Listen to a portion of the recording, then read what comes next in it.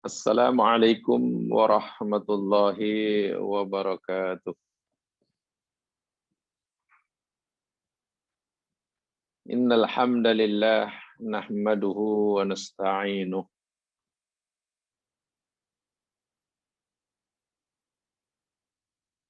wa natubu ilaihi wa nastaghfiruh wa na'udzu billahi min syururi anfusina wa min sayyiati a'malina.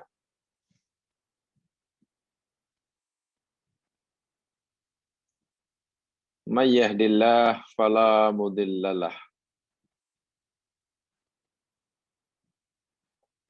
wa may yudlil fala hadiyalah.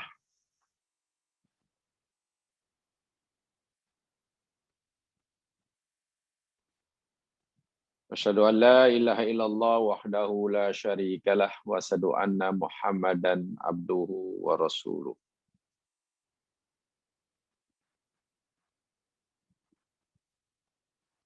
Qala Allah Ta'ala fil Qur'anil Azim ba'da a'udzu billahi minasy syaithanir rajim.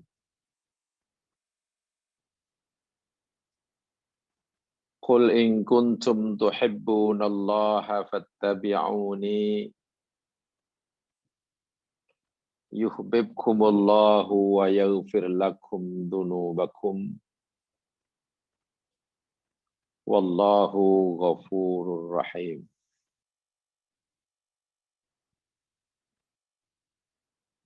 Yang bermaksud,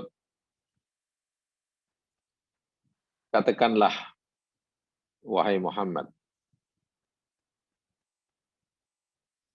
jika adalah kamu semua benar-benar mencintai Allah,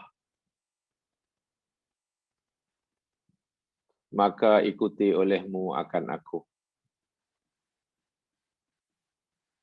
Niscaya Allah akan mencintai kamu dan akan mengampunkan bagi kamu dosa-dosa kamu. Sesungguhnya Allah itu Maha Pengampun, lagi Maha Penyayang. Ali Imran 31. Bismillahilladzi la yadurru ma'asmi syai'un fil ardi wala fis sama' wa huwas sami'ul alim. Bismillahilladzi la yadurru ma'asmi syai'un fil ardi wala fis sama' wa huwas sami'ul alim. Bismillahilladzi la yadurru ma'asmi syai'un fil ardi wala fis sama' wa huwas sami'ul alim.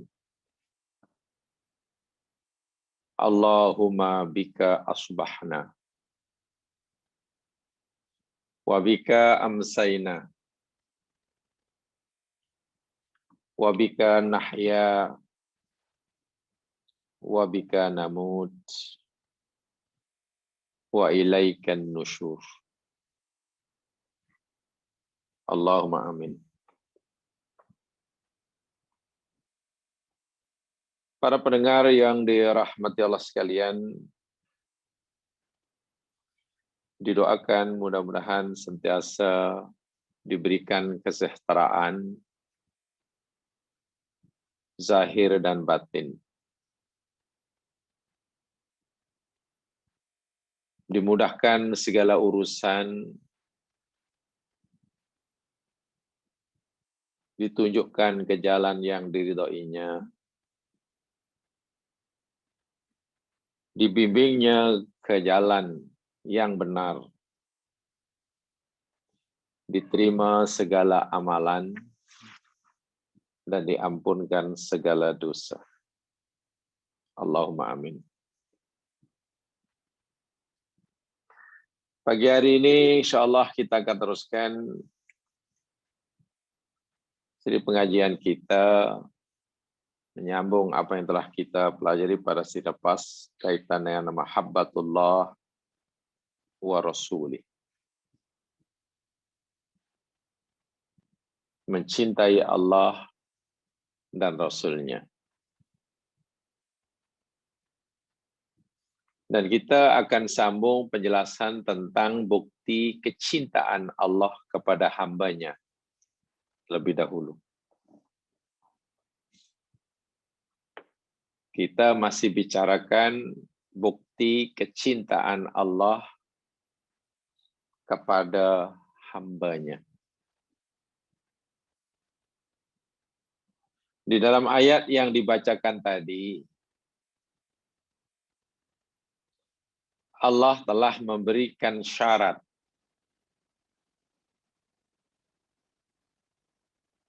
bagi sesiapa yang ingin mendapatkan kecintaan daripada Allah, atau bagi sesiapa yang ingin cintanya kepada Allah tidak bertepuk sebelah tangan, yakni ittiba'un Nabi. Tapi pembicaraan kita pagi hari ini insya Allah masih berkaitan dengan, seperti yang saya katakan tadi, bukti kecintaan mahabbah Allah terhadap hamba-Nya. Tolong dilihat yang ada bukunya, muka surat yang ke-11. Muka surat yang ke-11, nomor 2. Nomor 2. Kaitan dengan hadis Nabi Sallallahu Alaihi Wasallam.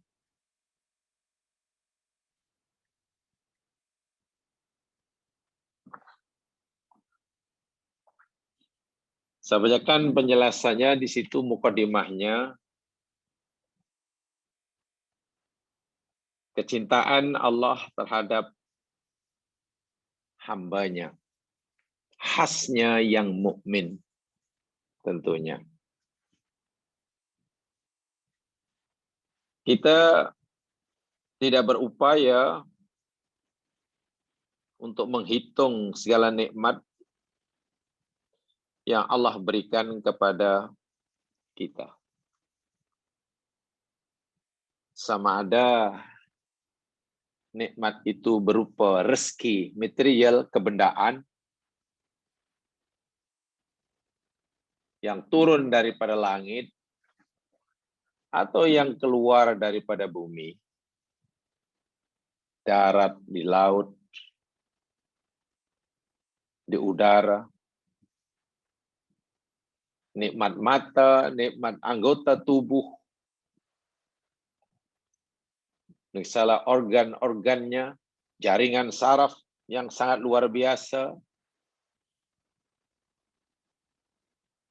serta yang paling dahsyat, yang paling agung, yang paling besar, yakni nikmat iman dan nikmat Islam.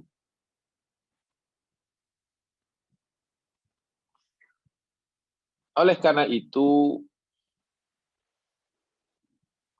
Allah Subhanahu wa Ta'ala memberikan rezeki dengan pelbagai bentuk dan jenisnya kepada manusia, hamba ciptaannya.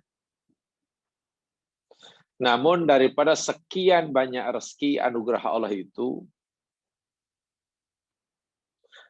ada rezeki yang paling mulia, paling besar, paling agung nilainya, dan ia hanya diberikan kepada hamba-Nya yang terpilih dan tertentu sahaja.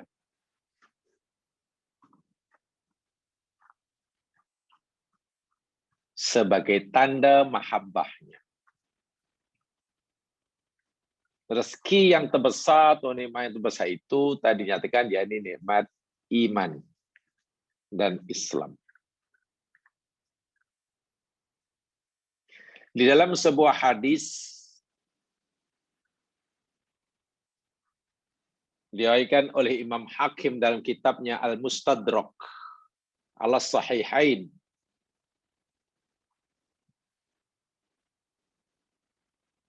Dan hadis ini dinilai sahihul isnad.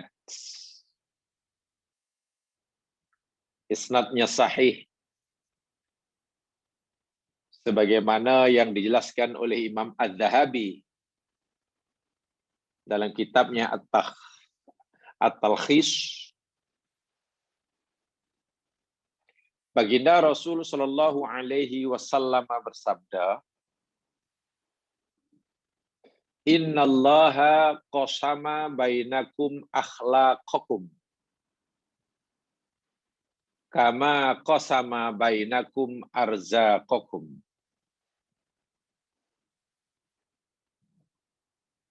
Wa innallaha yu'tid dunya man yuhibbu wa man la yuhibbu.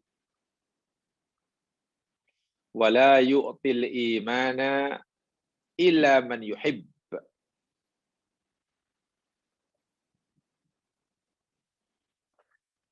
Artinya hadis yang bersumber daripada Abdullah bin Mas'ud radhiyallahu anhu. Baginda bersabda, sesungguhnya Allah membahagi akhlak kamu sekalian. Membagi akhlak. Dalam matan yang lain, amal. Amal perbuatan kamu. Sebagaimana Allah membahagi rezeki. Jadi amal, kemampuan kita beramal, itu anugerah Allah. Sebagaimana rezeki-rezeki Allah yang lain. Berupa kesehatan, makanan, minuman, dan Allah agih-agihkan kemampuan kita beramal, akhlak, itu sebagaimana Allah membagi rezekinya. Hanya saja bezanya, Allah membahagi atau memberikan rezeki yang berupa kebendaan, berupa material, kesenangan hidup, harta benda, pangkat, darjah, kesehatan.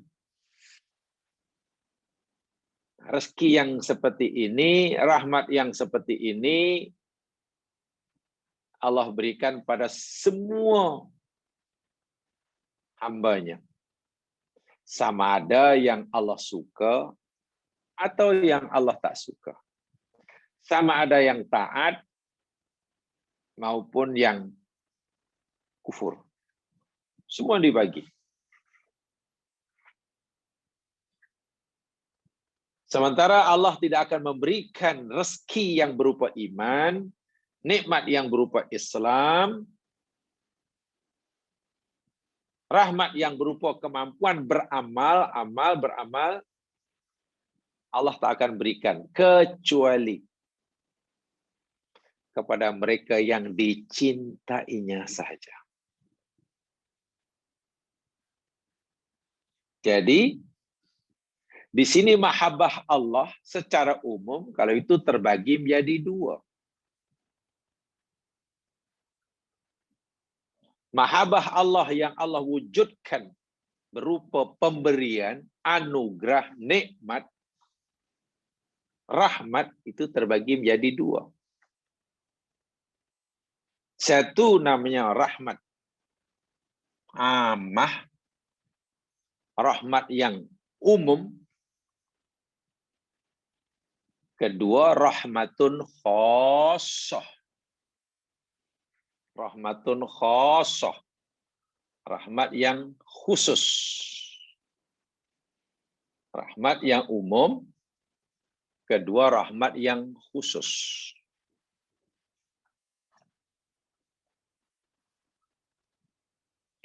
Rahmat yang umum atau yang umum Allah berikan pada semua makhluk ciptaannya, tidak ada yang terkecuali. Saya kata tadi contohnya umpamanya rezeki, kesehatan, mata boleh melihat, lidah boleh merasakan itu, siang jadi malam, malam jadi siang, hujan, air, laut, ini rahmat yang amah, yang umum. Nah, itu Allah berikan pada siapa saja. Makhluk ciptaannya, jangankan kita. Hayawan ciptaan Allah pun Allah berikan. Allah jamin rezekinya, keperluan hidupnya. Sementara rahmatun khosoh, rahmat khosoh, rahmat yang khusus, nikmat yang khusus, sebagai bukti kecintaan Allah kepada yang menerima, ini hanya diberikan pada orang tertentu saja. Apa rahmat khusus? Agama, iman, Islam, kemampuan untuk beramal soleh, hidayah. Ini hanya diberikan kepada yang pilihan saja. Ini bermakna nilai rahmat yang khusus itu lebih tinggi daripada rahmat yang umum. Karena rahmat yang umum, anugerah Allah yang umum, nikmat yang umum, semua dapat. Termasuklah hayawan, tadi saya katakan. Termasuklah hayawan pun dapat. Masuk hayawan. Baik. Ini saya rasa sangat penting untuk kita fahami lebih mendalam. Jadi untuk meringkaskan penjelasan, saya mengajak jamaah sekalian, coba kita lihat bahwa rahmat yang umum, rezeki lah, dunia, Allah berikan pada semua makhluk ciptanya. Allah suka ke tak suka, di kalangan manusia sama ada yang mukmin ke yang kafir ke, bahkan hayawan pun dapat.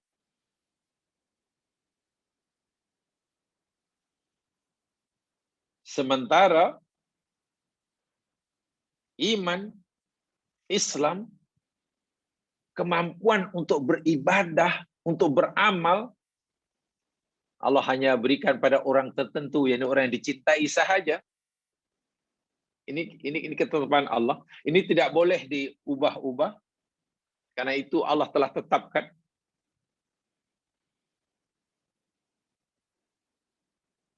Sebab itu dahulu ketika Nabiullah Ibrahim alaihissalam memohon kepada Allah Subhanahu wa taala agar Allah memberikan rezeki, kesenangan hidup berupa buah-buahan, tempat tinggal, makanan, minuman, supaya Allah berikan kepada yang mukmin sahaja, yang kafir jangan bagi. Allah tolak. Ingat, Nabi Ibrahim pernah memohon kepada Allah begitu. Ya Allah, berikanlah harta benda, makanan, minuman, cukup makan, cukup minum. Air ini hanya pada yang beriman saja, ya Allah. Yang kafir tak payahlah bagi. Allah tolak. Walaupun yang meminta itu Nabiullah Ibrahim alaihissalam. Mari kita lihat penjelasannya. Lihat surah Al-Baqarah. Coba buka surah Al-Baqarah. Saya coba ringkaskan penjelasannya. Bermula ayat surah Al-Baqarah, ayat yang ke-124.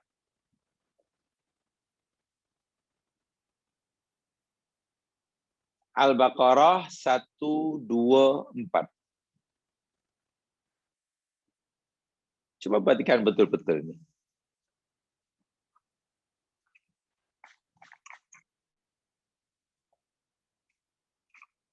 A'udzu billahi minasyaitonir rajim. Wa idzibtala Ibrahim rabbuhu bikalimatin fa'atammahun. Dan ingatlah ketika Ibrahim diuji oleh Tuhannya, Allah menguji Ibrahim bikalimatin dengan pelbagai ujian. Macam-macam ujian, ada ujian dunia, ada ujian agama. Luar biasa. Daripada zaman muda lagi, Ibrahim dah diuji oleh Allah. Fa'atammahunna, lalu Ibrahim berjaya menyempurnakan. Lulus dalam setiap ujian yang Allah berikan. Hebat Nabi Ibrahim. Tidak ada ujian, tidak ada cobaan yang Allah timpakan kepada Nabi Ibrahim, melainkan Ibrahim lulus, berjaya dengan cemerlang. Makomnya sangat tinggi, sangat hampir dengan Allah. Apa doa Nabi Ibrahim? Ketika semua ujian telah dilepasnya. Ini doa dia. Qala, berkata Ibrahim. Qala, berfirman Allah. Setelah lulus, Allah berfirman pada Ibrahim. Ibrahim, inni ja'iluka linnasi imama. Pak Ibrahim, sesungguhnya aku menjadikanmu sebagai imam bagi seluruh manusia. Aku jadikan engkau jadi imam, pemimpin linnas bagi manusia. Siapa yang ingin menjalani kehidupan bahagia dunia dan akhirat sesuai dengan kehendak Allah, engkaulah wahai Ibrahim yang aku jadikan contoh dan teladan. Siapa yang ingin perjalanan hidupnya, gaya hidupnya dicintai, diridhoi oleh Allah sesuai dengan kehendaknya, nih.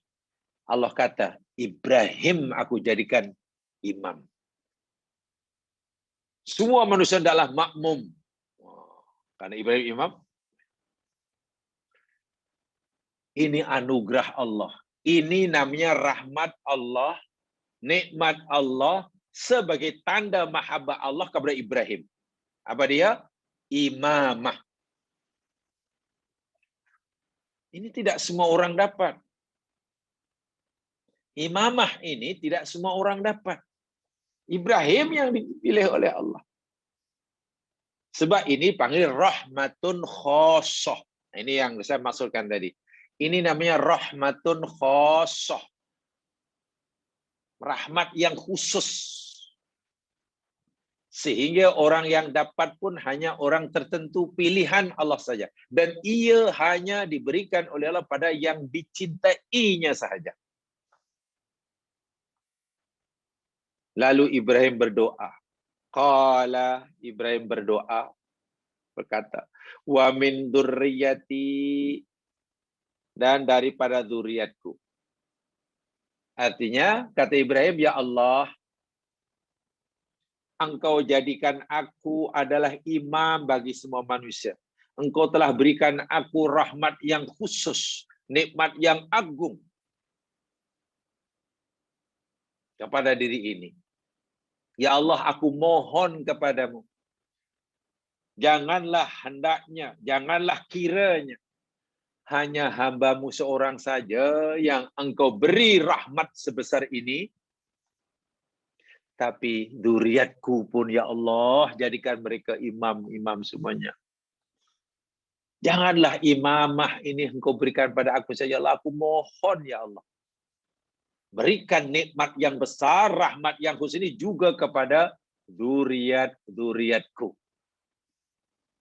Tak salah kan Ibrahim berdoa begitu? Boleh. Sebab ini nikmat yang tinggi, ini tanda mahabbah Allah yang luar biasa. Tapi apa jawab Allah? Qala, Allah berfirman, la yanalu ahdiz zalimin. Allahu Akbar. La yanalu ahdiz zalimin. Ibrahim. Ya. Aku berjanji bahwa nikmatku yang besar ini, rahmatku yang besar ini, yakni berupa imamah ini,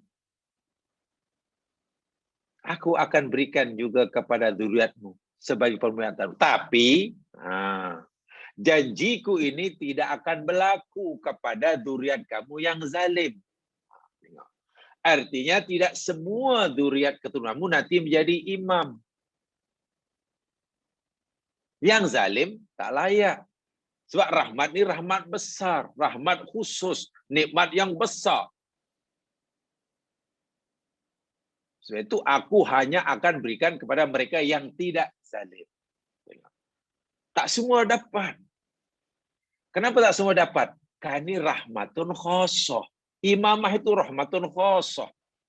Iman, Islam, dapat hidayah, akhlaknya mulia, kuat beribadah, banyak jasanya, beramal, itu Masya Allah. Itu nikmat yang besar, itu rahmat yang hanya diberikan oleh pada orang-orang tertentu saja. Itu namanya Allah bagi nikmat ini kepada yang dicintai saja. Yaitu ketika Ibrahim minta, ya Allah berikanlah pada semua imamah ini, sampai di mana kau berikan padaku ini, berikanlah pada semua zuriatku. Tapi Allah kata, Allah tidak tolak permintaan Ibrahim semuanya, tapi Allah juga tidak menerima semuanya. Allah berkata, iya, zuriatmu pun aku akan jadikan imam. Aku akan bagi nikmat, rahmat, sebagaimana aku berikan padamu. Tapi, zuriatmu yang zalim tak dapat. Ini namanya rahmat, rahmatun khosoh. Nikmat yang agung. Mahabbah Allah, yang Allah hanya berikan pada mereka yang dicintai saja. Yang zalim tak dicintai. Sebaliknya, coba lihat ayat yang ke-126 selepasnya. Kita bandingkan dengan 126.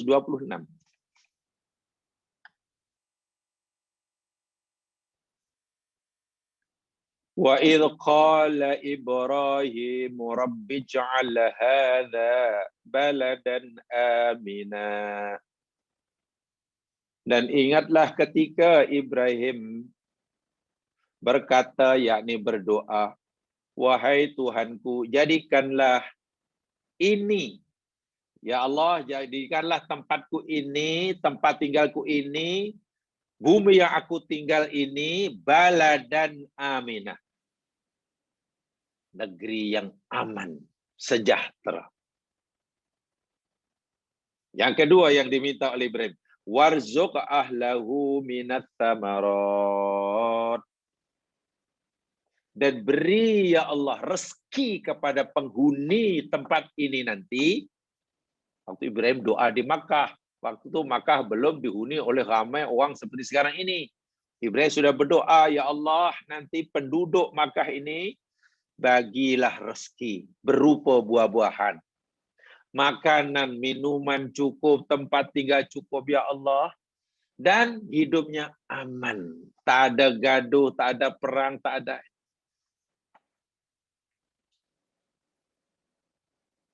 Ini nikmat apa nih? Ini rahmat apa nih? Minta rezeki, makanan, minuman, kesehatan. Ini nikmat, ini rahmat. Tapi rahmat ini rahmat yang amah. Rahmatun amah, rahmat yang umum. Makanan, minuman, tempat tinggal, hujan, oksigen, matahari, kejayaan dalam berniaga. Ini adalah rahmatun amah. Nikmatun yang umum. Allah akan beri. Tapi Ibrahim mau rahmat yang umum ini hanya Allah berikan pada man amana minhum billahi wal yaumil akhir. Ya Allah, aku pohonlah aman, tentram, bahagia, senang lenang, keluar tak ada rasa takut, keluar rumah tak ada rasa takut, cukup makan minum ini ya Allah. Rahmatmu yang besar ini kamu berikan pada orang beriman saja ya Allah. Mereka yang beriman kepadamu, mereka yang beriman pada akhirat saja Allah. Mafhumnya apa? Walaupun tidak sebut, mafhumnya Ibrahim hanya mohon agar rahmatun amah, makan, minuman, rezeki dan sebagainya itu hanya diberikan pada yang mukmin saja. Yang kafir tak payah bagi. Yang kafir tak payahlah ya Allah. Kalau turun hujan pun hanya hujan di kampung orang mukmin. Di tempat tinggal ramai orang kafir yang musuh kamu, ya Allah tak payah bagi hujan. Biar kemarau panjang. Ya Allah, yang kau nak bagi oksigen, tiba bagi oksigen di tempat kediaman mukmin saja. Negara-negara orang kafir yang menderhaka pada kamu, jangan bagi bekalan oksigen. Mataharimu ya Allah, sinar mataharimu tolonglah hanya dipancarkan kepada rumah-rumah tempat kediaman orang mukmin. Yang kufur tak payahlah dapat sinar matahari. Ya Allah, bagi kesehatan pada yang mukmin saja ya Allah. Yang kafir semua bagi sakit. Yang bagi untung dan perniagaan ya Allah, hanya yang iman saya padamu. Yang tak beriman, lingkupkan ya Allah. Seakan-akan macam itulah maksudnya. Ibrahim mohon agar rahmat Allah yang amma, dunia dan isinya ini, hanya kepada yang beriman saja. Apa jawab Allah? Allah berjawab, qal, berfirman Allah, wa man kafara fa umatti'uhu qalilan. Ibrahim, doamu itu aku tak akan kabulkan. Jika kamu memohon meminta pada aku agar aku hanya memberikan nikmatku, rahmatku, rahmat amah, dunia dan isinya, kesenangan hidup. Hanya kepada umat, kepada makhlukku yang beriman padaku. Oh tidak, tidak Ibrahim. Mereka ini ciptaanku juga. Maka aku bagi mereka juga. Tengok. Dan yang kufur Ibrahim, fa ummatihu, aku pun akan bagi kesenangan. Jadi jika turun hujan, katalah nikmatku berupa hujan, rahmatku berhujan, hujan akan merata. Di kampung mukmin pun dapat, si kafir pun dapat. Buah-buahan si mukmin dapat, si kafir pun dapat. Kesehatan demikian juga. Si kafir pun aku bagi, ummatihu. Tetapi Ibrahim, si kafir ini, aku bagi kenikmatan dan mereka boleh menikmatinya sepuas-puasnya, tapi hanya qalilan. Sedikit dan sekejap. Apa makna sedikit dan sekejap qalilan? Ya, mereka hanya akan mendapatkan kesenangan, menikmati kesenangan nikmatku, rahmatku ini hanya di sini. Selama umurnya. Bila umur yang aku bagi kepadanya 15 tahun, 15 tahun sajalah. Kalau 20 tahun, 20 tahun sajalah. Jika baki umurnya tinggal 5 tahun, 5 tahun lagi lah. Pindah aja ke alam barzah, umma attarruhu ila adzabin nar. Kemudian nanti aku paksa dia masuk dalam api neraka. Coba bandingkan, dalam ayat yang kita lihat, ada dua doa Nabi Ibrahim.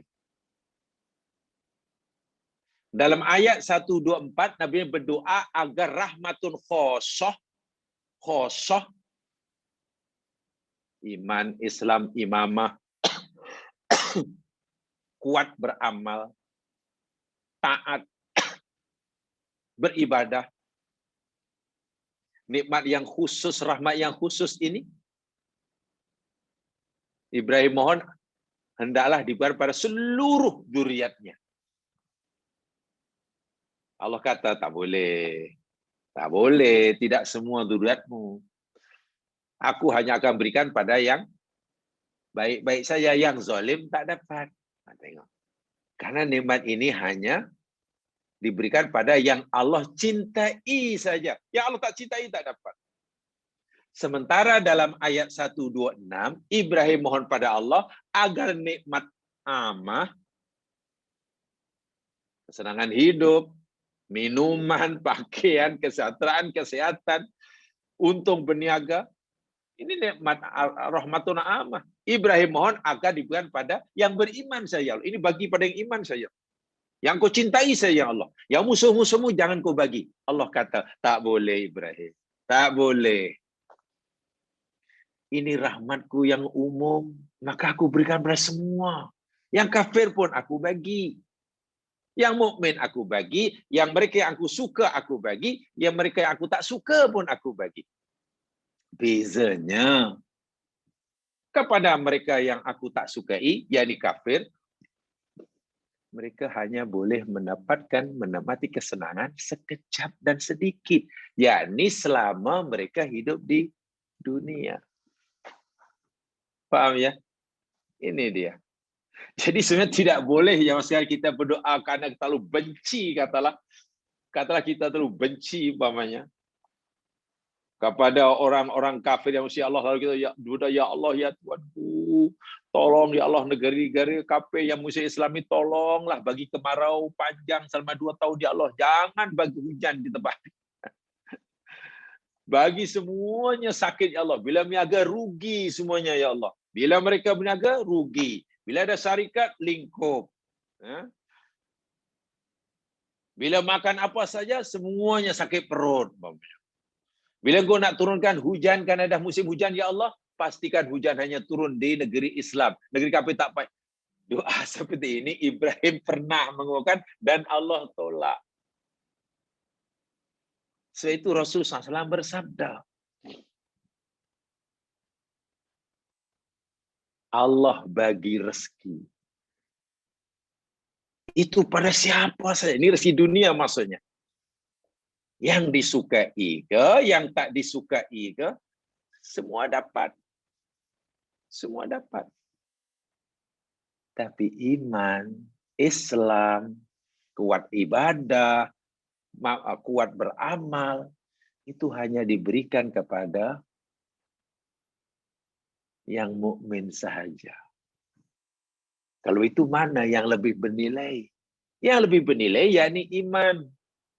Yang lebih bernilai yakni Islam.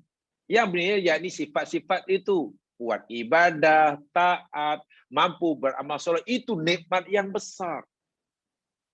Kenapa? Karena orang yang mampu melakukan semua ini pasti dia dapat rahmatun khosoh. Pemberian khusus. Karena orang tentu yang dapat. Sementara dunia dan isinya, makanan, minuman, kesenangan, pakaian, tempat tinggal, kendaraan, itu semua makhluk ciptaan Allah dapat.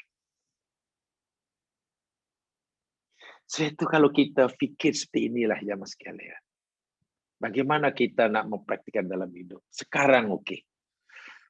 Mungkin sudah 1 tahun ya kita diuji oleh Allah Subhanahu Wa Taala dan adanya pandemi corona, virus corona nih, COVID-19 ini, ya akhirnya banyak yang sakit, oke. Bahkan ada meninggal, oke. Perniagaan banyak yang tutup, betul. Income bulanan merosot, ya. Peluang untuk menikmati berjalan, berkunjung, tak ada lagi. Semua yang sebutkan tadi, kesehatan, perniagaan, keuntungan, pendapatan, bla bla bla bla, itu semuanya adalah rahmatun ammah. Oke, rahmatun ammah. Bila kita isinya kehilangan sebahagian rahmatun ammah, Itu hanya sebagian, bukan semuanya ya. Artinya walaupun ramai daripada kita yang sakit, ramai daripada mereka yang hilang pendapatan, punca pendapatan, kurang pendapatan, bahkan bla bla bla bla lah. Dan itu hanya rahmatun amah, itu pun sebagian. Tak semuanya, sebab masih banyak yang Allah bagi. Contoh, oksigen masih ada, air masih ada, mata masih boleh melihat. Kalau setakat kehilangan rahmatun amah, itu pun hanya sebagian, ya itu sebetulnya kita wajib mampu bersabar. Apalagi kita masih mampu sholat 5 waktu dengan tertib. Masya Allah. Masih mampu berpuasa sunat. Allahu Akbar. Masih mampu qiyamul lail, masih mampu tadarus, tadabbur Quran, masih mampu belajar, masih mampu. Syukuri itu. Karena kita masih mendapatkan rahmat yang tinggi, kasih sayang Allah yang tinggi. Sungguh pun rahmat yang amah ditarik. Itu pun yang ditarik hanya yang kecil-kecil. Apa yang Allah tarik? Yang kecil-kecil, kesehatan. Itu kan kecil-kecil. Yang ditarik apa? Pendapatan dikurangi. Itu kan rahmat yang kecil. Sedangkan rahmat amah yang besar tak ditarik pun. Apa rahmat Allah yang besar yang tidak ditarik? Mata masih boleh melihat. Lidah masih boleh membezakan rasa. Hujan masih mau turun. Oksigen tak ada kekurangan apa-apa. Iyalah, tapi susah tau. Kekurangan bahan makanan susah. Kekurangan vaksin susah. Betul, kekurangan vaksin susah. Mana lebih susah hidup di dunia? Vaksin yang amat diperlukan, tapi kita kekurangan bekalan vaksin, atau kita kekurangan oksigen. Tiba-tiba 21% kandungan oksigen dalam atmosfer bumi kita ditarik oleh Allah. Tinggal 10% umpamanya. Mana yang lebih menyusah, mana yang mengakibatkan kesusahan dalam hidup? Ditarik oleh Allah bekalan oksigennya, atau hanya dikurangi pendapatan? Kalau kita masih mampu melihat dengan jernih betapa besarnya kasih sayang Allah pada kita. Allahu Akbar. Terima kasih ya Allah. Benar Engkau telah menarik ya Allah rahmat-Mu yang amah walaupun hanya sebagian. Tapi hamba bersyukur ya Allah karena hamba masih mampu jaga sholat, masih mampu jaga puasa, masih istiqomah dalam baca Quran, masih istiqomah dalam berbuat baik. Walaupun ya Allah mungkin hamba-Mu tidak lagi berpeluang jamaah di masjid umpamanya. Ini luar biasa kalau kita mampu berfikir seperti itu ya Mas. Kan kehilangan yang kecil tapi kita masih mendapatkan yang besar-besar dan banyak. Inilah yang perlu kita camkan dalam kehidupan. Yang perlu kita camkan. Dan ini memang tidak perlu kita tunjukkan bila kita sudah paham dan oh iya rupanya hidup itu seperti ini ya. Masya Allah. Kalau setiap orang Islam berfikir Qurani,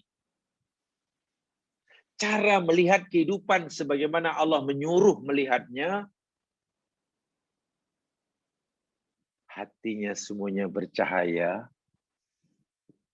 Sungguh pun istilahnya katakanlah listrik, katakanlah blackout lah, gelap gulita bandar-bandar besar. Tapi jika hati penghuni bandar itu bercahaya semua, karena cara melihat kehidupan yakni sebagaimana Allah menyuruh, bandar itu bersinar-sinar dalam pandangan penduduk langit. Mungkin malaikat terkejut. Wih, terang benderang rupanya Kuala Lumpur ya. Terang benderang walaupun sudah 2 hari tak ada listrik umpamanya. Ya, kita melihatnya gelap gulita, penduduk langit melihatnya terang benderang. Syaratnya hati setiap mukmin tetap bercahaya. Tetap ada nur. Macam mana supaya tetap ada nur? Ya, tetap bersyukur pada Allah. Karena masih diberi rahmatun. Masih termasuk orang diberi rahmatun khosoh. Ibadahnya tidak surut, istiqomahnya tidak mengendur, belajarnya masih tetap, beramalnya masih meningkat, kesabaran ada, sebesar apapun musibahnya, syukur kuat, hatta pada nikmat yang terkecil sekalipun. Ditariknya dan dikuranginya rahmatun amah, tidak memberi pengaruh sama sekali. Oh, itu hati terang benderang yang sekalian. Terang benderang, rumah mungkin boleh tidak ada lampu. Kawasan mungkin tidak ada listrik. Dapur minta maaf, mungkin ada yang tidak berasap karena tidak ada bahan makanan yang dimasak setiap harinya. Mungkin ada yang sangat susah, tak boleh keluar. Kita mungkin hanya melihatnya gelap dari pandangan kita. Tapi saya yakin penduduk langit melihat masyarakat yang seperti itu hatinya. Terang benderang. Terang benderang. Ingat, tidak semua orang diberi nikmat khosoh. Tidak semua orang diberi rahmatun khosoh. Karena ia hanya diberikan kepada man yuhibbu. Siapa yang Allah cintai saja. Rahmatun amah berupa makanan, minuman, kendaraan, tempat tinggal, pakaian, dan sebagainya. Boleh berbelanja itu, beli ini, punya itu, punya ini. Rahmatun amah. Jangankan orang mukmin ya Mas Gilan. Fir'aun laknatullah alaih pun diberi kuasa yang luar biasa. Istana yang sangat megah. Yang sangat megah. Nah ini, ya, ini menarik sekali ini. Hadis Rasul Sallallahu Alaihi Wasallam. Ya. Saya bacakan hadis yang serupa maknanya, yakni hadis riwayat Imam Ahmad dalam musnadnya, di situ tidak ada, saya tambahkan. Ya, dalam hadis musnad Ahmad dengan ziyadah dari Abdullah bin Mas'ud juga, baginda bersabda, Innallaha qasama bainakum akhlaqakum. Sesungguhnya Allah Subhanahu wa taala membahagi akhlak, perangai, amal kamu.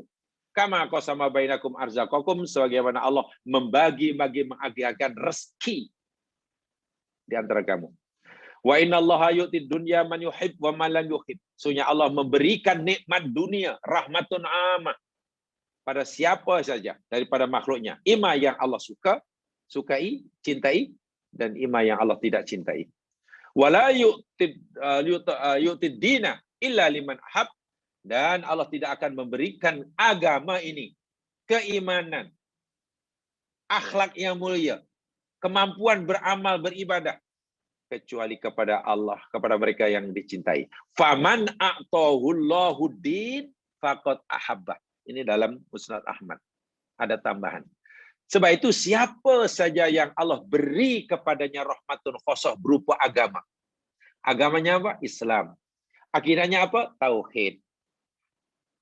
Akhlaknya macam mana? Ihsan. Adakah keadaan masyarakat dalam keadaan musibah yang begini teruk ini agamanya luntur? Tidak. Adakah amalnya surut? Tidak. Adakah keyakinannya pada Allah mungkin goyah? Oh tidak. Bila kita punya seperti itu, yakinlah, faqad ahabbah. Allah benar-benar mencintai orang ini. Walladzi nafsi biyadik. Demi Tuhan, demi zat yang jiwaku berada di genggaman tangannya. La yuslimu abdun hatta yaslima qalbuh wa lisanuh. Tidak selamat seseorang hamba itu sehingga selamat hati dan lidahnya. Wala yu'minu hatta ya'manu jaruhu bawa'iqah. Dan tidak beriman seseorang itu sehingga jiran-jirannya, kawan-kawan karibnya, teman-teman sekerjanya selamat daripada gangguan tangannya dan lidahnya. Wa ma bawa ikoh ya Nabi Allah. Lalu sahabat bertanya, bawa ikoh itu apa maksudnya ya Rasul? Qala yakni ghasamahu wa dhulmuhu wa la yaksibu abdun malan min haramin fayunfiu minhu fayubarikullahu fi. Artinya kawannya selamat daripada penipuan dunia, kezalimannya, sifat curangnya. Orang mukmin yang sebenar tidak sempurna iman seorang selagi orang lain masih tak selamat daripada sifatnya yang suka menipu, suka menzalimi, suka mencantas, dan sebagainya. Dan tidak seorang hamba berusaha mencari harta daripada jalan yang haram, lalu ia menginfakkan harta yang haram itu, Allah akan berkati padanya. Tidak.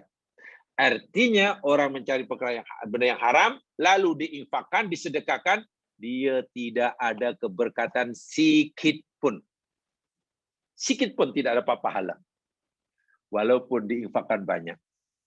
Jadi dalam Islam, minta maaf, tidak ada istilahnya sistem ala Robin Hood. Tidak ada.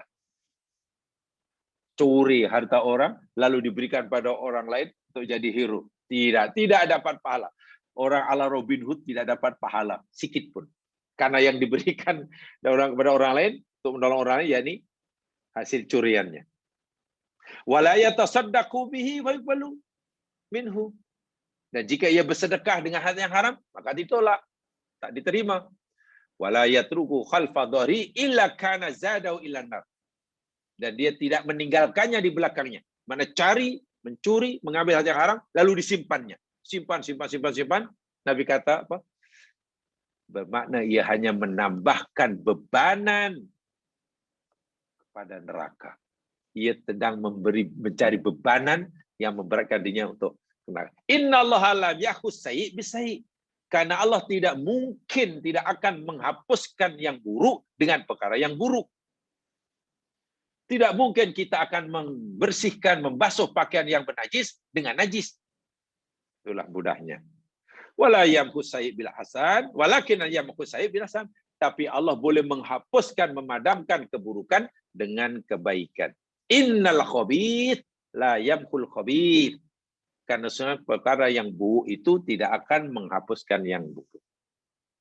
Dalam Musnad Ahmad agak panjang hadis ini. Ya. Hadis yang dalam Muwatta ini diriwayatkan oleh Imam Hakim dalam kitab Al-Mustadraknya. Imam Ahmad agak panjang sedikit. Dan rupa-rupanya, jamaah sekalian, hadis yang pendek ini juga pernah diulas oleh Imam Malik. Kita kenal Imam Malik bin Anas, ulama madhab, penduduk Madinah, yang punya cara berfikir sendiri,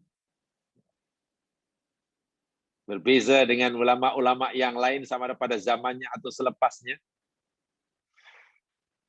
Terlepas daripada kekurangannya, karena namanya manusia biasa, bukan Nabi, pasti ada kekurangan. Imam Malik adalah seorang tokoh, seorang mujtahid mutlak, yang meninggalkan khazanah, pengetahuan agama Islam yang luar biasa. Imam Malik, orang yang sangat rajin mendalami kitab Allah dan sunnah Nabi, dan sebab itu juga sangat gigih menyebarluaskannya. Boleh dikatakan hidup Imam Malik ini diwakafkan untuk ta'allum dan ta'lim. Bahasa yang mudah.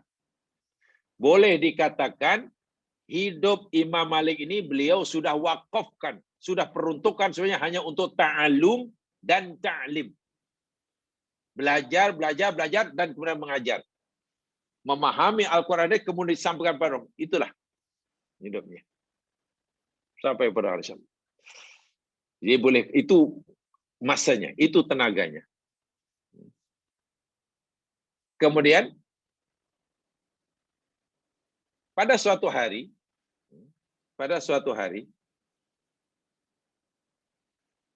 ada seorang yang hidup pada zamannya, ulama juga, orang ini kuat ibadah. Dia bukan rajin belajar dan kemudian menyampaikan, mengajar, tapi rajin ibadah. Kuat sholatnya, sholat sunat lah tentunya, puasanya, zikirnya. Memanglah dari segi ibadah-ibadah ritual, hebat. Nama dia Abdullah bin Abdul Aziz Al-Umari. Nama ulama abid yang terkenal ini Abdullah bin Abdul Aziz Al-Umari.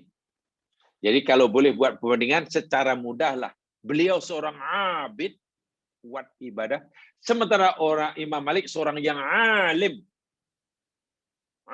muta'alim, orang banyak ilmu dan orang yang rajin menyampaikan ilmu. Kan lain dia punya ya sifatnya, amalnya.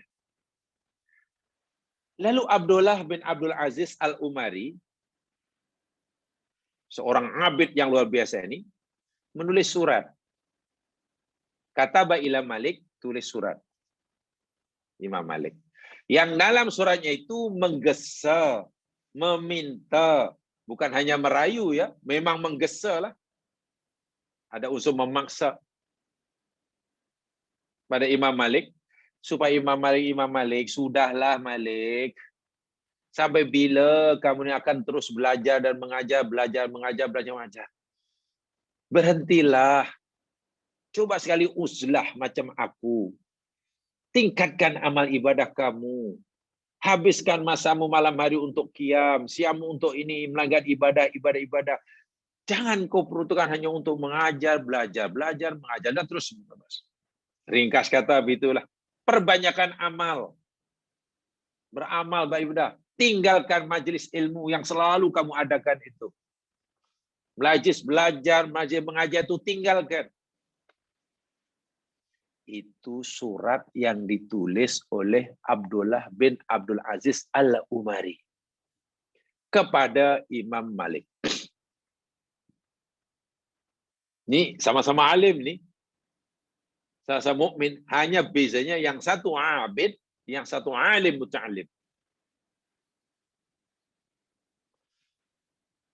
Seorang alim, juga mu'alim, juga muta'alim. Apa jawab Imam Malik? Surah itu akhirnya dibalas oleh Imam Malik. Ringkasan surat Imam Malik sebagai surat balasan kepada surat Abdullah bin Abdul Aziz Al-Umari begini. Innallaha azza wa jalla qasamal a'mala kama qasamal arzaq. Jadi bunyi dia hampir sama dengan ucapan Nabi tadi, hadis Nabi tadi.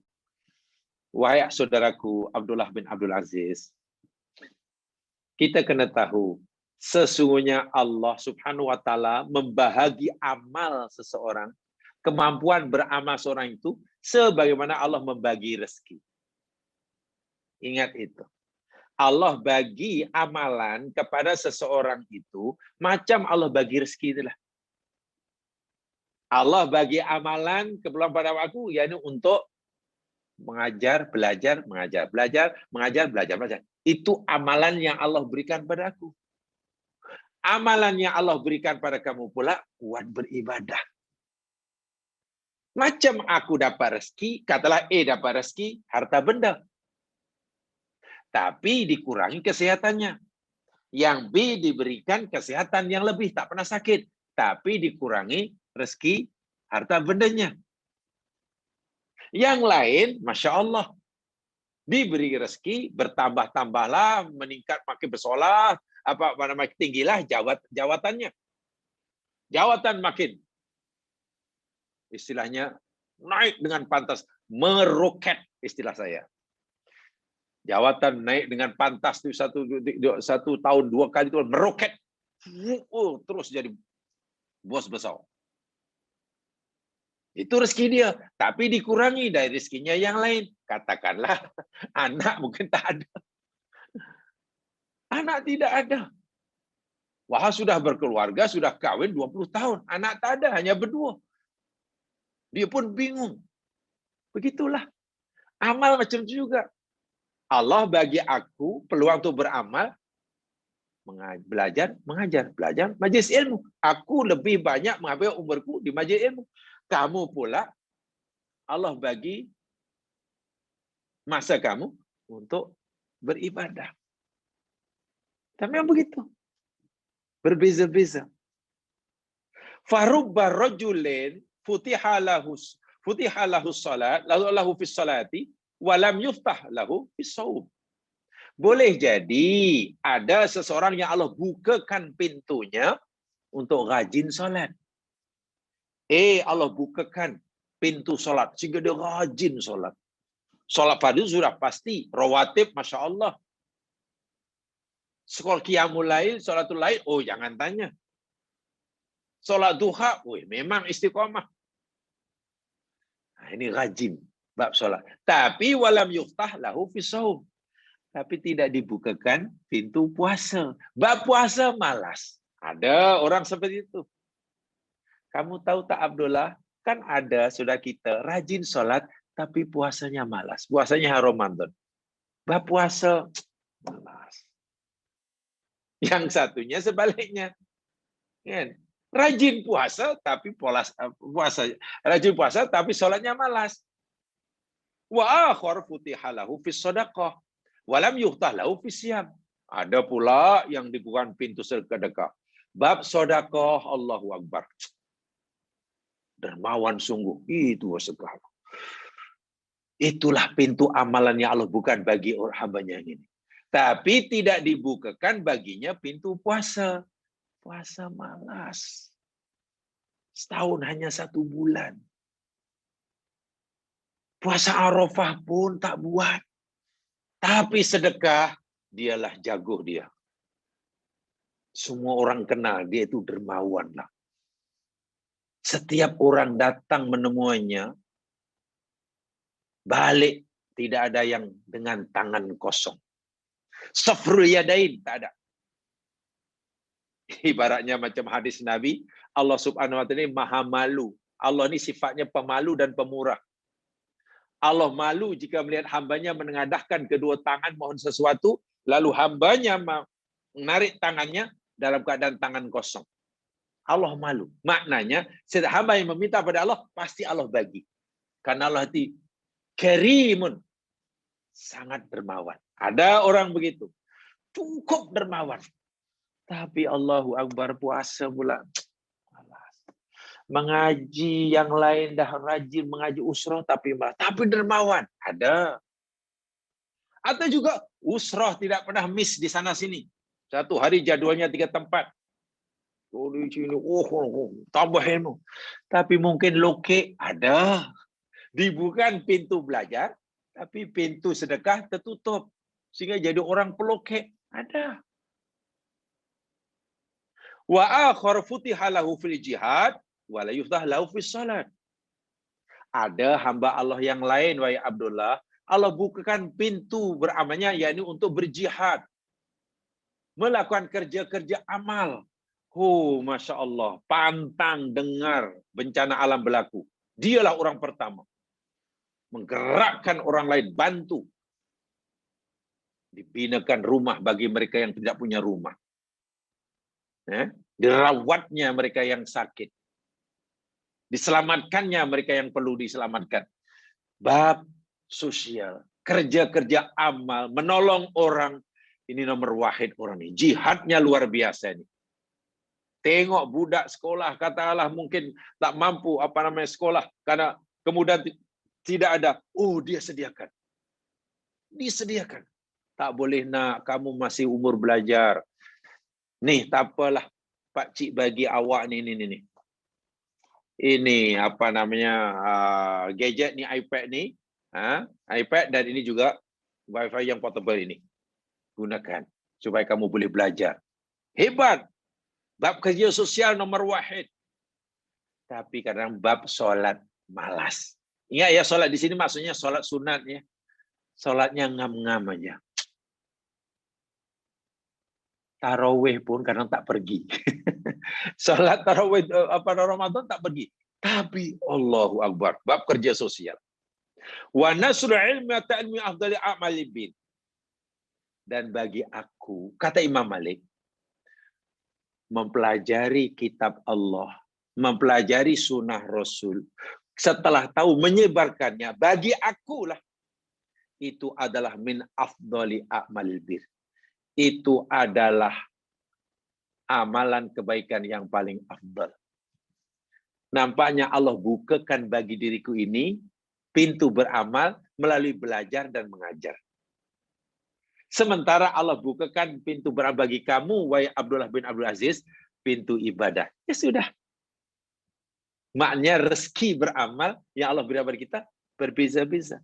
Walaupun berbeza-berbeza, waqad raditu bima fatahallahu li fihi min dzalik. Dan aku ridho dengan pintu beramal yang Allah bukakan bagi aku. Aku ridho ini. Dan aku akan syukuri ini. Aku akan terus lakukan ini. Tentulah Imam Malik tidak tinggal sholat. Ini sholat wajib tidak tinggal. Puasa wajib tidak tinggal. Zakat wajib tidak tinggal. Imam Malik orang kaya ya mas sekalian. Tapi amalan yang paling menonjol dalam hidup Imam Malik, itu tadilah majelis ilmu. Belajar, mengajar, belajar, mengajar, belajar, begitulah. Bahkan ketika Imam Malik disuruh datang ke istana pada zamannya untuk mengajar keluarga istana, Imam Malik tidak mau. Bukan sombong. Dia tak nak, bahas Sultan yang panggil. Apa jawaban Imam Malik? Ya Amir, innamal ilmu yu'ta wala ya'ti. Itu ucapan Imam Malik ya. Baik Amir, kalaulah engkau, kalau tuanku panggil aku datang dan mengajar bla bla bla bla, ketahuilah, hanya saya ilmu itu adalah didatangi, bukan mendatangi. Wah, itu tegas sekali Imam Malik. Ilmu itu didatangi, bukan mendatangi. Jadi kalau kamu nak ilmu, datang ke tempat saya. Bukan kamu suruh datang. Wah, itu luar biasa. Terkenal sekali ucapan Imam Malik. Masyhur itu. Ya. Wa ma adzunnu ma ana fihi biduni ma anta fihi. Dah okey dah dapat ni. Okey, pasal aku tak suara dia pula tak kuat. Pasal aku Kila main tolong tengok Kila. Pasal suara dia tak kuat.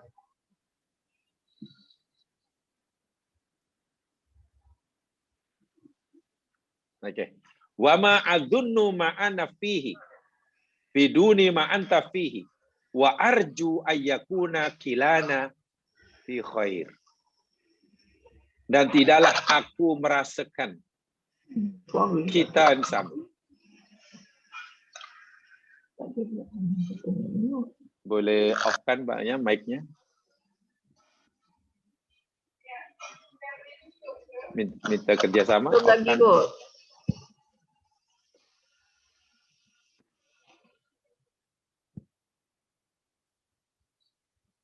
Okay. Putus sikit. Oh, sampai tu.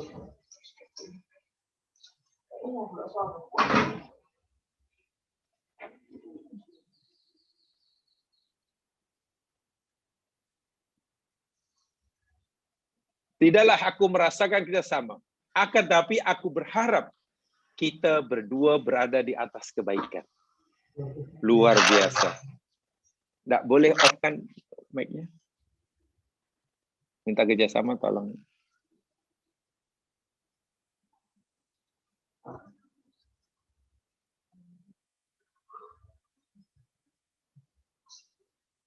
Okey.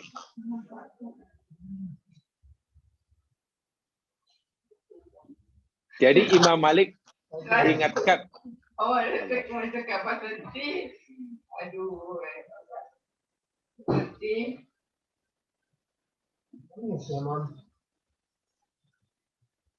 Hus, tolong ingatkan Hus. Tak, saya punya headphone ni tak sangat sensitif, jadi kuat sangat di telinga saya. Puan Kamaria mute.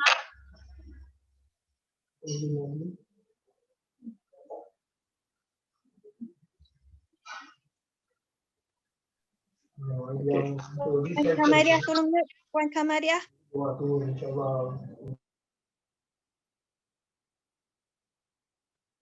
Okey.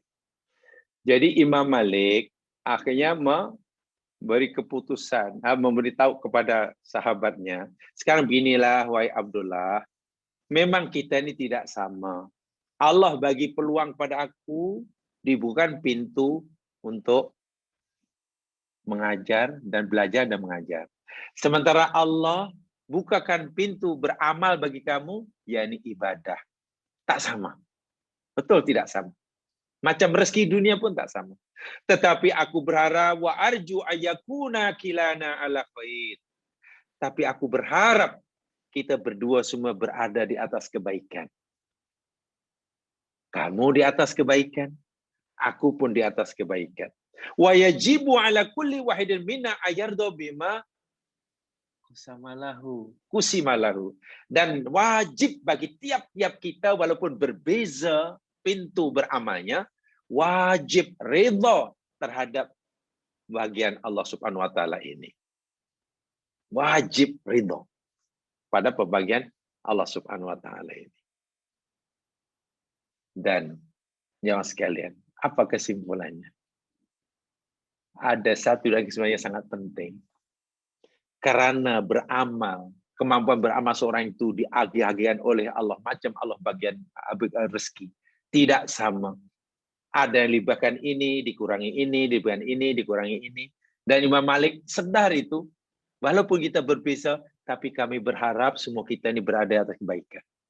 Pengajarannya, jangan sekali-kali meremehkan amal orang lain. Hanya karena orang lain itu tidak buat apa yang kita buat.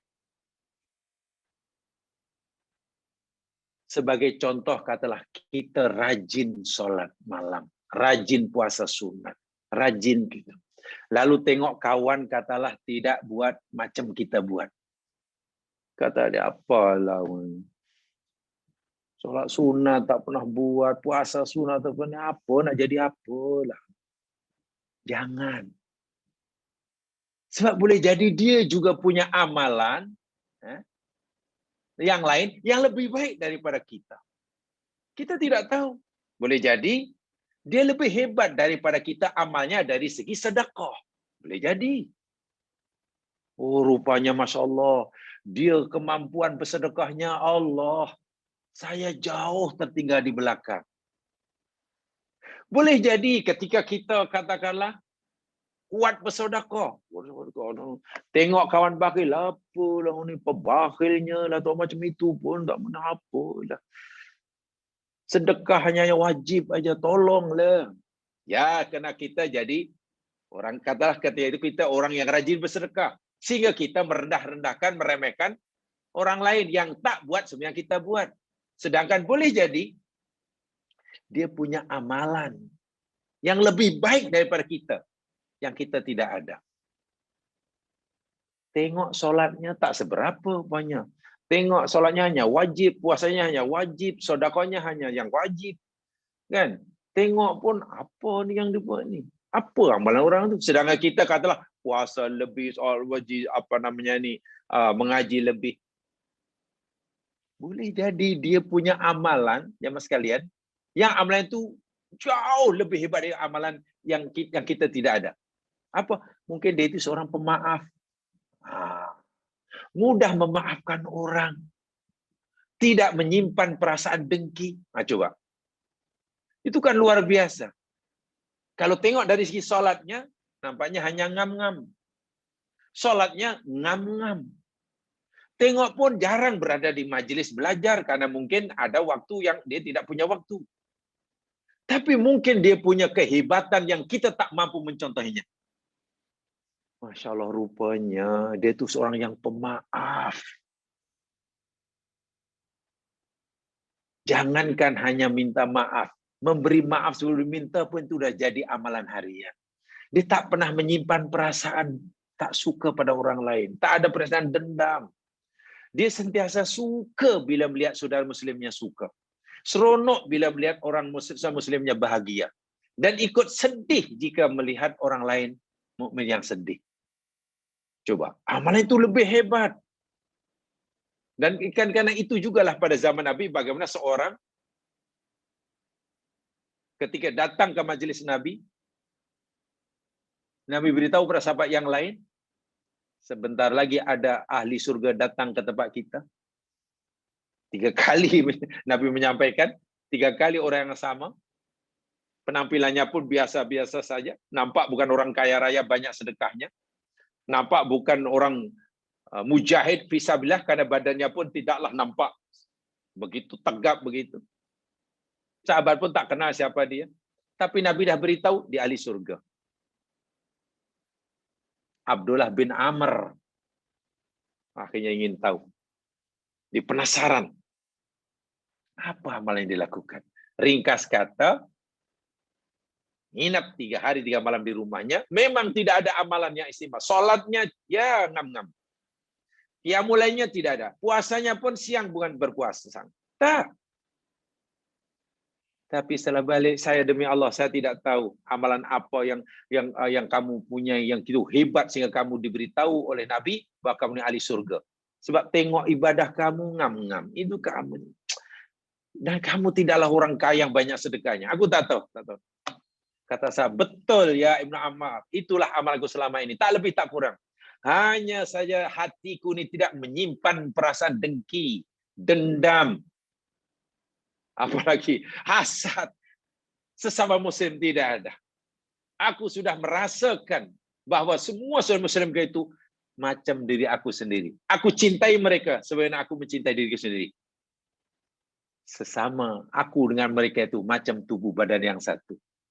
Bila ada anggota tubuh yang sakit, seluruh tubuh akan rasa sakit. Ibnu Amr terkejut. Masya Allah.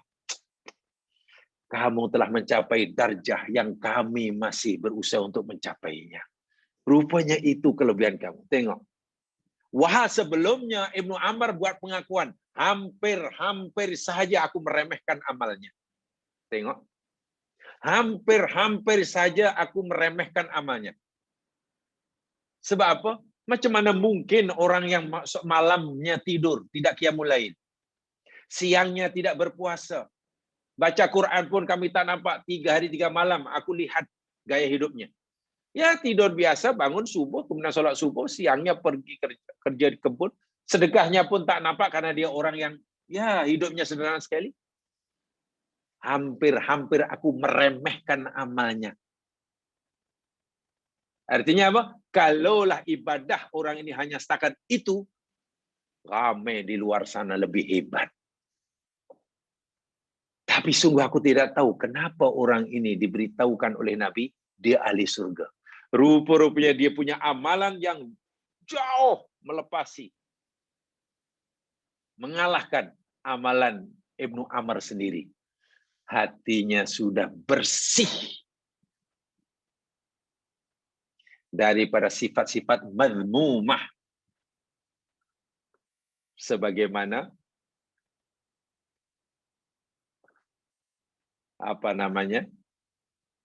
di dalam Al-Quran, doa yang selalu kita baca sebagai tabi'in kan, Rabbana ighfir lana wa li ikhwanina alladhina sabaquna bil iman wa la taj'al fi qulubina ghillan lil ladzina amanu Rabbana innaka ra'ufur rahim. Ya Allah, ampuni dosa kami.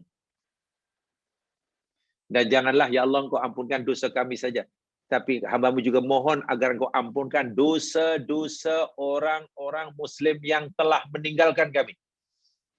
Walaupun hamba-Mu tak kenal mereka, tak ada hubungan family, ya Allah, setiap muslim yang sudah meninggal, sudah berada dalam bahasa, ampunkan dosa mereka ya Allah. Bila mereka akan ada dosa, ampunkan. Kepada sesama yang masih hidup, janganlah engkau letakkan ghillun dalam hati kami, ini sesama muslim. Hati yang keruh. Ini rupa-rupanya kehebatan orang itu. Jadi begitulah amal. Dan ini Allah hanya berikan kepada orang yang dicintai saja. Orang yang Allah beri peluang beramal, katalah macam Imam Malik. Masanya lebih banyak dihabiskan dalam proses mengajar, belajar. Itu tanda kasih sayang Allah kepada Imam Malik. Karena tidak semua orang dapat itu. Kemampuan beramal yang Allah berikan kepada Abdullah bin Abdul Aziz Al-Umari. Apa dia? Ibadah, ritual, lebih hebat loh dari Imam Malik. Ya itu rezeki, itu rahmat Allah kepadanya. Tidak semua orang dapat, maknanya Allah cinta dia. Memang susah ya mas sekalian. Mungkin sedikit sekali orang yang mampu melakukan semua amalan dan hebat-hebat belaka.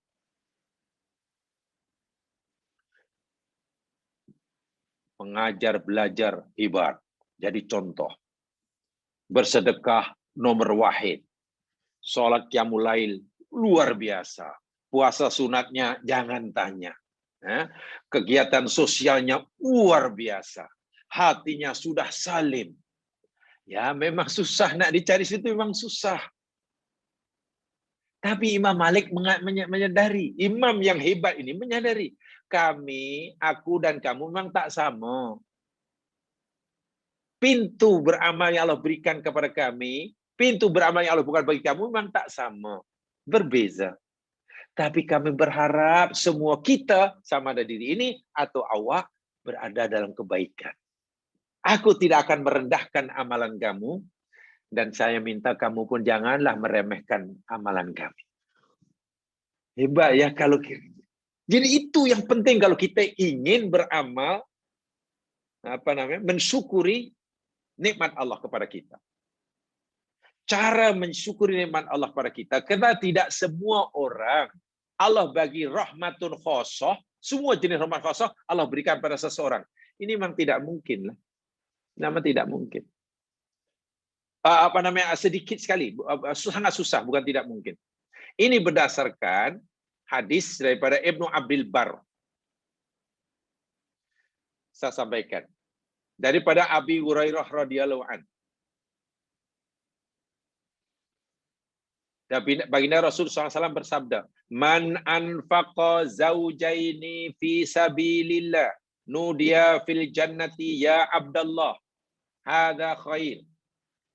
Sesiapa saja yang menginfakkan dua pasang barang, dua pasangan lah, bukan sedikit, mana banyak, di jalan Allah, dia akan dipanggil di surga nanti. Wahai hamba Allah, ini adalah kebaikan. Faman kana min ahli salat, du'iya min babi salat. Siapa saja yang ahli salat di dunia, rajin salatnya, salat fardu, salat sunat, memang hebatlah. Ya, seumpama Abdullah bin Abdul Aziz tadi. Nanti di akhirat, bila termasuk ahli surga, akan dipanggil oleh Allah masuk surga min babi salat, lalu pintu salat. Karena kamu ahli salat, ini, lalu pintu salat. Masuk surga, ada pintu babus salat. Wa man kana min ahli jihad, du'iya min babil jihad. Dan sesiapa yang dirudu ahlul jihad, sama ada jihad fisabilillah orang kafir, atau jihad sosial, atau jihad apa sajalah, jihad dalam pengertian umum, diterima oleh Allah.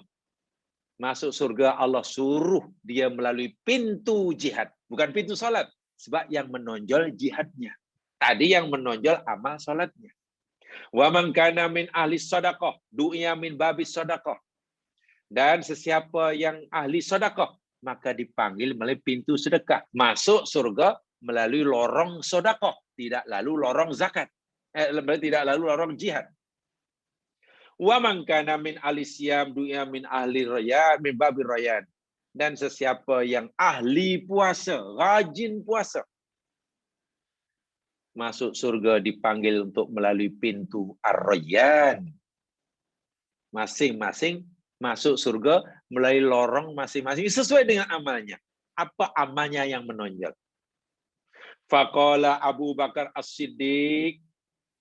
Abu Bakar As-Siddiq waktu itu mendengar sabda Nabi ini lalu bertanya, Ya Rasulullah, ma'ala man yud'a min hadhil abwabi min darurah. Fahal yud'a ahadun min hadhil abwabi kullaha. Kata Abu Bakar As-Siddiq, Ya Rasulullah, adakah memang seseorang itu akan dipanggil daripada salah satu pintu-pintu ini? Tadi engkau kata ahli solat dipanggil dari pintu solat. Ahli puasa disuruh masuk melalui pintu puasa. Ahli sedekah suruh masuk ke melalui lorong sedekah. Lalu Abu Bakar bertanya, apakah memang ya Rasul seorang akan dipanggil melalui pintu-pintu tadi? Adakah ada ya Rasulullah seseorang yang akan dipanggil dari semua pintu? Oh. Suruh masuk surga, pintu solat panggil, masuk lalu sinilah, masuk sinilah. Pintu puasa, wahai kamu lalu pintu aku, kata pintu puasa. Pintu sedekah, lalu pintu kami. Pintu macam-macam lah. Kamu lalu pintu, berebut pintu-pintu surga, mempersilakan orang ini supaya dia masuk surga melaluinya. Ini bermakna orang yang hebat, karena semua amal, jenis amalnya hebat-hebat belaka. Bukan hanya satu dua yang menonjol. Apa jawab Nabi dengan pertanyaan sahabat karibnya ini? Qala, na'am. Ya Abu Bakar, ada Abu Bakar nanti orang yang disuruh masuk surga menjadi rebutan pintu surga. Allahu Akbar. Lalu sinilah, lalu sini, lalu sini, lalu sini. Naam, ada. Wa arju antakuna minhum. Luar biasa. Dan aku berharap, kata Nabi, engkau Abu Bakar adalah salah seorang daripada mereka. Subhanallah. Ini pengiktirafan Rasul kepada Abu Bakar. Bahwa Abu Bakar ini dalam bab beramal, semua jenis amalan yang menonjol. Bicara tentang sholat, Abu Bakar adalah orang yang sangat rajin. Bicara tentang puasa, orang sangat rajin. Jihad, rajin. Sedekah, rajin. Tentang ketulusan hati, rajin. Keikhlasan. Jadi Abu Bakar ini menonjol dalam semua jenis amal ibadahnya. Sehingga nanti orang seperti Abu Bakar, kata Nabi, aku berharap orang engkau adalah termasuk mereka. Menjadi perebutan. Masuk surga, semua pintu surga panggil-panggil. Lalu sini, lalu sini. Artinya pintu surga pun merasa bertuah. Merasa mendapat penghormatan dan penghargaan. Bila dilalui orang ini. Kalaupun tidak seperti Abu Bakar. Karena Nabi kata, ada tapi sedikit. Pastikan dalam hidup ini kita punya amalan-amalan ibadah tentu yang menonjol. Karena nak menonjol yang semua dalam bidang amalan, mungkin Allah Ta'ala.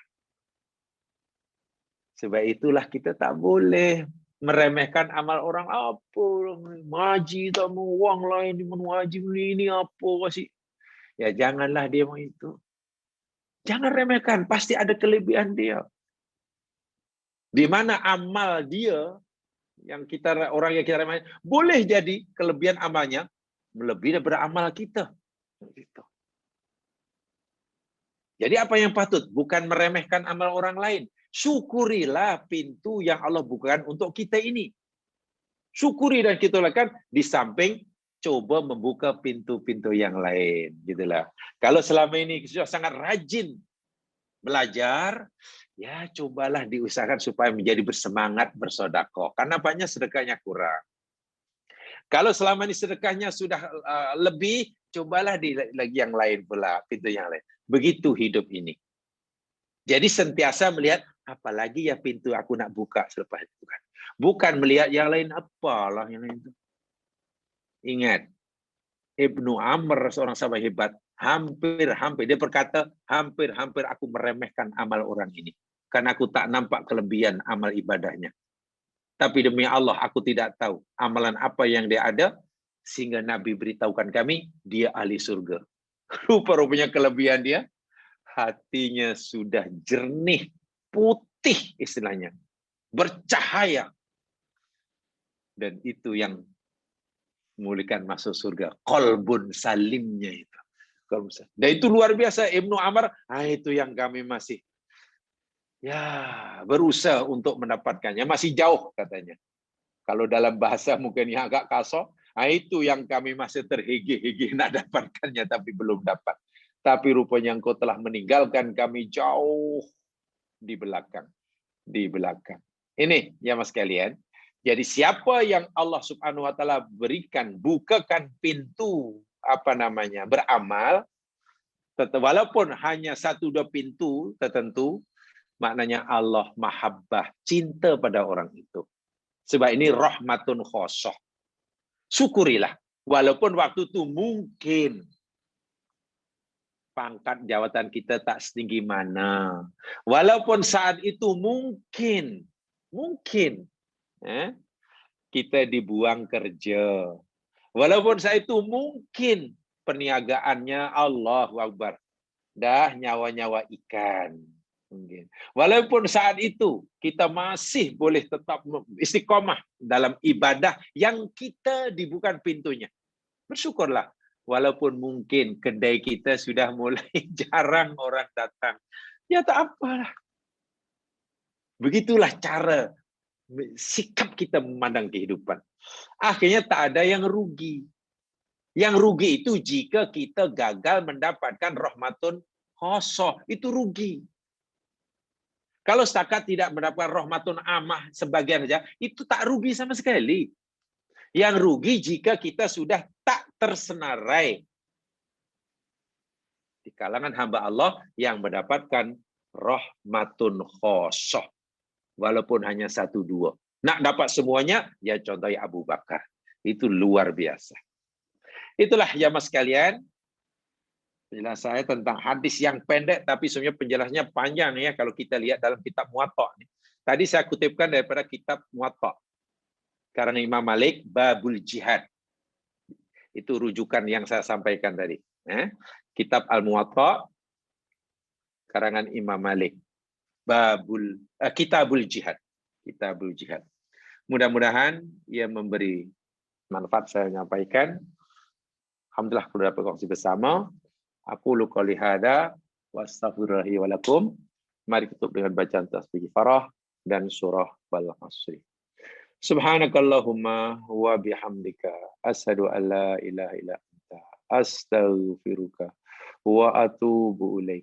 A'udzu billahi minasyaitonir rajim. Wal 'ashr innal insana lafi khusr illa alladziina aamanu wa 'amilus shalihat wa tawassaw bil haqq wa tawassaw bis sabr. Assalamualaikum warahmatullahi wabarakatuh.